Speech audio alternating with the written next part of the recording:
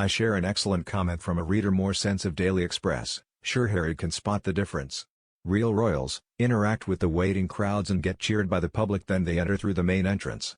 Fake royals clear the waiting crowds to be shielded from the public boos, then enter via the back entrance away from any watching eyes.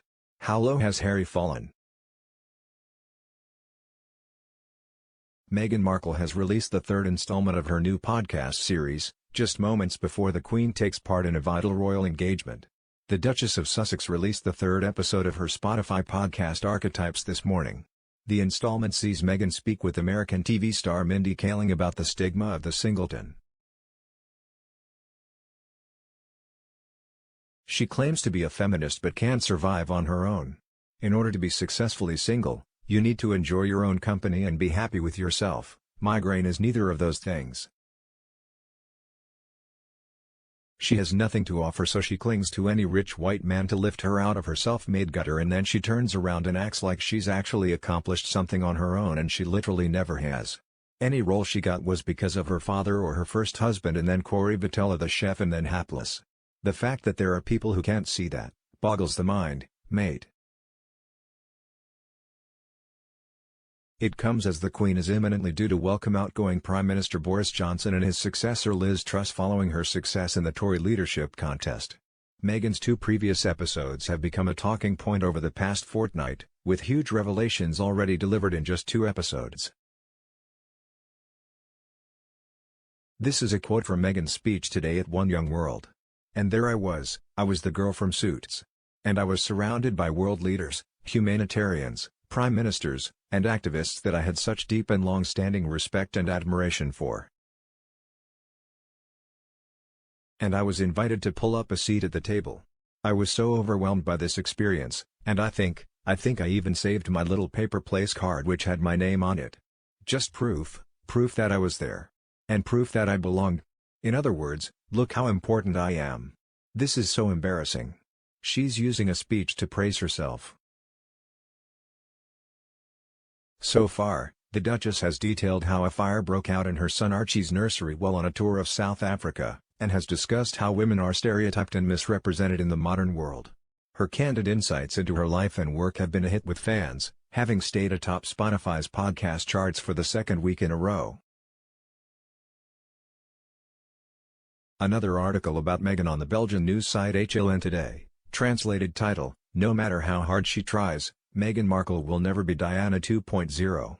Diana was angry too, but she had respect. You've done it again, Markle on the royal pages, and then to rub salt in you dragging the poor Queen in the headline, put Markle in a gossip column, weird or even science, we can comment on the freak of nature. What would Markle know about being single? There are hundreds and thousands of women who actually enjoy being single, independent, and pay their own way, create their own dreams. She should try it. She doesn't have the mindset, depended on men her whole life, from father to husbands. She likes wealthy ones, dimmer the better." This is like a professional footballer, who made pound million from the game as well as it made him famous. Opening his mouth and telling the world that the game of football is rubbish. She is only on that stage because of the royal family, no other reason, and yet she constantly rubbishes them.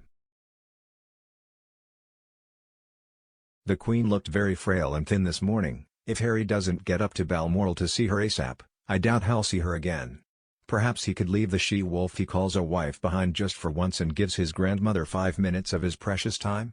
If he doesn't, then he should be thoroughly ashamed, but I don't expect he will be, as the she-wolf won't allow it. The fact that this creature has chosen to deposit another bucketload of her self-indulgent me guff upon the world at the same moment that the Queen is swearing in a new Prime Minister confirms, if any confirmation was needed, that she is, in its truest sense, a pudding of the first order. Not only should her royal title be stripped from her, but also she should be banned from darkening these shores again until she desists from deliberately upstaging the sovereign. Belgian royalty journalist Harland Hammerlijn writes today in an article at HLN that, unlike Diana, neither Harry nor Meghan have ever accomplished anything meaningful. He writes, "They may argue for greater equality in the world, but they owe both their fame and their fortune to Harry's parentage. They can only sustain their own money-guzzling lifestyle by attacking the institution to which they owe everything, the British monarchy, and by bad-mouthing Harry's family.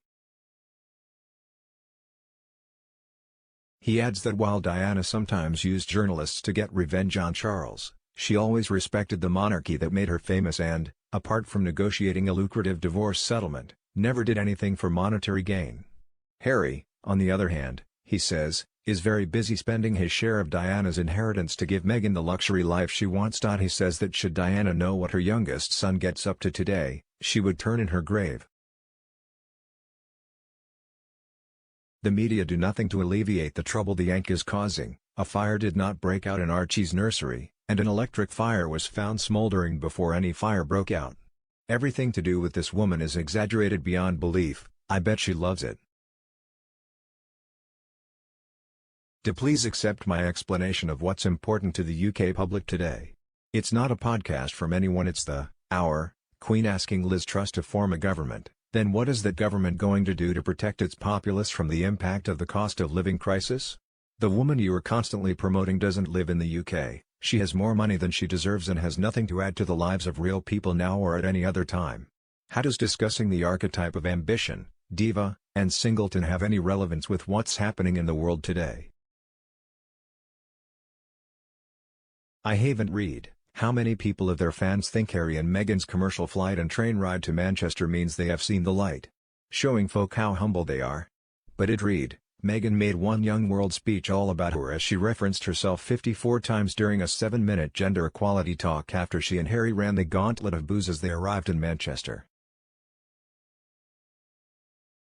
So she's here again. Flouncing around, no doubt another new outfit costing thousands. I bet Harry didn't have a new suit. And wow. They got on a train, so what?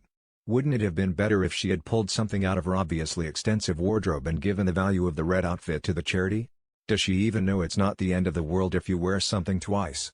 Has anyone seen that outfit before? Please correct me if I'm wrong. As for her speech, I think Mimi covers it. The Queen definitely won't be bothered about a Z-lister that lives with her grandson. All she does is talks about herself, or it's all gobbledygook. She is not important enough to be compared to the Queen of Britain and the Commonwealth. This went wrong from the word go, did it? Why wasn't Harry man enough to fly and see her father before they even got engaged? Why has he sat back and let her run down her own father and his complete family, who are somewhat more important? Not even tried to stop her, so it seems. Man up? He seems to have turned into a little boy who does as he is told and has no control over his own life anymore. She is a nasty controlling bee. And H doesn't seem to be capable of doing anything about it. Man up. When is he going to wake up? Has she got him drugged? There's hope she Lucifer goes down before our resilient Queen does. More than 1,000,000 times she has hurt another woman, the Queen of England, while preaching kindness and woman power. This one prays for the weak and elderly. Abusive to the highest level. No woman does this to another. What is it about this bloody woman dropping bombshells and stealing royals' thunder? She's a phony 40-faced hypocrite, and to say she's glad to be back in Britain. The back of her and her lapdog can't come fast enough. Actually, she was not at the top of the ratings with this podcast. The previous guy was, however. They allowed her rubbish to remain on the top spot. How can it be fair or just? Everything connected to them is built on lies. Everything about them is fake. They are not humanitarians, they are fraudsters, taking 95% from donations they receive and only giving 5% to good causes. They are ripping off the charities and have been from day one. True humanitarians do not get paid, they do charity work out of the goodness of themselves.